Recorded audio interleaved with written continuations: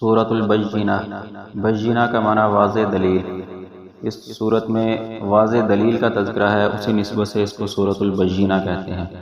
آغاز میں فرمایا کہ یہ مشرکین اور اہل کتاب اس وقت تک اپنے شرک و بدعات سے باز آنے والے نہیں ہیں جب تک ان کے پاس کوئی واضح دلیل نہ آ جائے جس کو وہ حجت بنائیں گے۔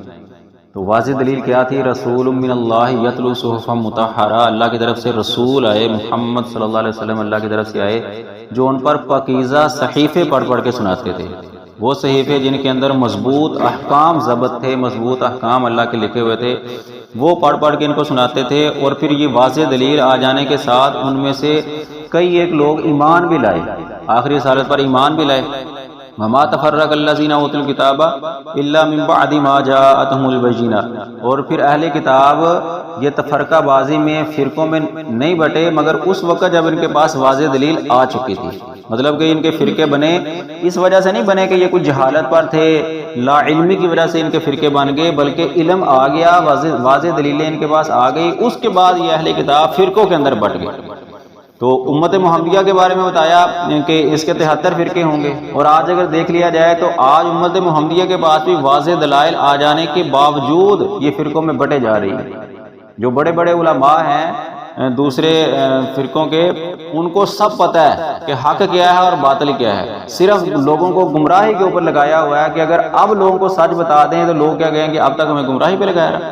کراچی کا ایک عالم ہے، اس سے کہا گیا کہ فاتحہ امام کے پیچھے فاتحہ پڑھنے کے بارے میں کہ دیکھو واضح دلیل موجود ہے، تم کیوں نہیں پڑھتے؟ کہتا بات ایسی ہی ہے کہ امام کے پیچھے بھی سورۃ الفاتحہ پڑھنی ہے ورنہ نماز نہیں ہوتی، لیکن اگر ہم اب لوگوں کو بتائیں تو لوگ ہمیں نہیں چھوڑیں گے۔ یہ صحیح واقعہ بالکل کراچی کے ایک عالم کا، دیوبندی تھا۔ تو بہرحال ان کو سب پتہ ہے واضح دلیلیں آج بھی امت محمدیہ کے علماء کے پاس موجود ہیں، لیکن گمراہی پہ لوگوں کو لگایا ہوا ہے، 73 فرقے بنا دیے۔ اور واضح نبی صلی اللہ علیہ وسلم نے کہا تھا، جامع ترمذی کی حدیث ہے کہ میری امت، ان کے 72 فرقے تھے اہل کتاب کے، اور میری امت کے 73 فرقے ہوں گے، اور ایک جنت میں جائے گا، 72 جہنم میں جائیں گے۔ صحابہ نے پوچھا اللہ کے نبی کون سا ہوگا جو جنت میں جائے گا؟ کہا ما انا علیہ و صحابی، جس پر میں اور میرے صحابہ چلیں گے۔ تو اس میں کوئی دو ٹوک قاعدہ اللہ کے نبی صلی اللہ علیہ وسلم نے بتا دیا کہ میرا اور میرے صحابہ کا جو دین ہے وہ جنت میں جانے والا ہے۔ باقی علماء، دوسرے امام یا جو بھی دنیا کے ولی اللہ جتنے بھی آ جائیں، اگر ان کی بات اللہ کے رسول اور صحابہ کے مخالف ہوگی تو اس کو نہیں مانا جائے گا، رسول اللہ کی بات اور صحابہ کی بات کو مانا جائے گا، اور یہی فرقہ جنت میں جانے والا ہے۔ آگے فرمایا کہ تمہیں حکم دیا گیا کہ ایک تو صرف اور صرف اللہ کی عبادت کرنی ہے، اور دوسرا دین کے لیے مخلص ہو جاؤ، اخلاص کے ساتھ دین پر عمل کرنے والے ہو جاؤ، مجبوری کے ساتھ نہیں۔ یہ نہیں ہے کہ اگر ہم نے بھی ایسے کر لیا تو دنیا کیا کہے گی، ہمیں تو ایسے دین کے ساتھ رہنا چاہیے۔ نہیں، مخلص اخلاص کے ساتھ اللہ کے لیے دین پر عمل کرنا ہے، لوگوں کو دکھلانے کے لیے نہیں، دنیا کے لیے نہیں۔ تیسرا کام نماز کو قائم کرنا ہے اور زکوٰۃ کو ادا کرنا ہے۔ ذالک الدین القیم، یہ ہے مضبوط دین، مضبوط قلعہ جس کو کہتے ہیں، حفاظت کرنے والا۔ 4 کام کرو گے، صرف اللہ کی عبادت، دین کے لیے خالص ہو جاؤ گے، اور نماز قائم کرو گے، زکوٰۃ ادا کرو گے تو تمہارا دین مضبوط ہو جائے گا، مضبوط دین والے تم ہوں گے۔ آخر میں فرمایا کہ یہ جو کافر لوگ ہیں یہ تو ہمیشہ ہمیشہ جہنم میں رہنے والے ہیں، اور یہ مخلوق میں سب سے بدترین لوگ ہیں، برے لوگ ہیں مخلوق میں سے، جو کافر ہیں، مشرک ہیں، جنہوں نے توبہ نہ کی اور شرک پر فوت ہو گئے، مر گئے، وہ ہمیشہ جہنم میں رہیں گے۔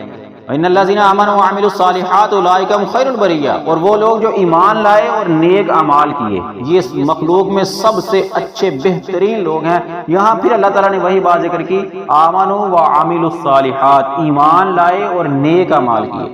صرف کلمہ پڑھ لینا کفایت نہیں کرے گا کہ میں امت محمدیہ میں داخل ہو گیا، مسلمان ہو گیا۔ عامل الصالحات، نیک اعمال لازمی ہیں، پریکٹیکل لائف ضروری ہے، اس کے لیے اس پر عمل کرنا لازمی ہے، تب تمہیں بہترین مخلوق کا ایوارڈ ملے گا۔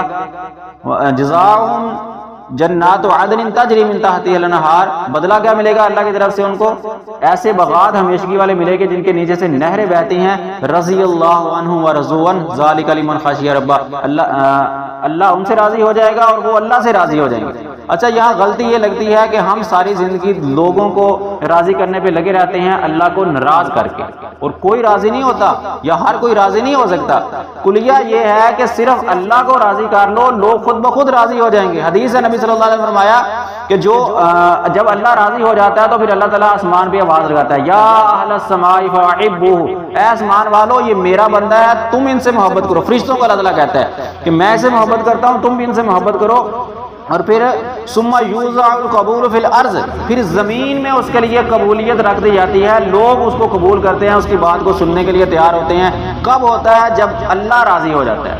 اللہ راضی ہو جائے گا تو لوگ آٹومیٹکلی راضی ہو جائیں گے، لیکن اگر اللہ کو ناراض کر کے لوگوں کو راضی کریں گے تو یہ نہیں ہو سکتا۔ اور جنت میں جانے والوں کا یہی صفت بتائی کہ رضی اللہ عنہ و رضوا عنہ، اللہ ان سے راضی ہوگا اور وہ اللہ سے راضی ہوں گے۔ ذالک لمن خشی ربہ، یہ کون کر سکتا ہے؟ ایسے بہترین مخلوق کا ایوارڈ کون لے سکتا ہے؟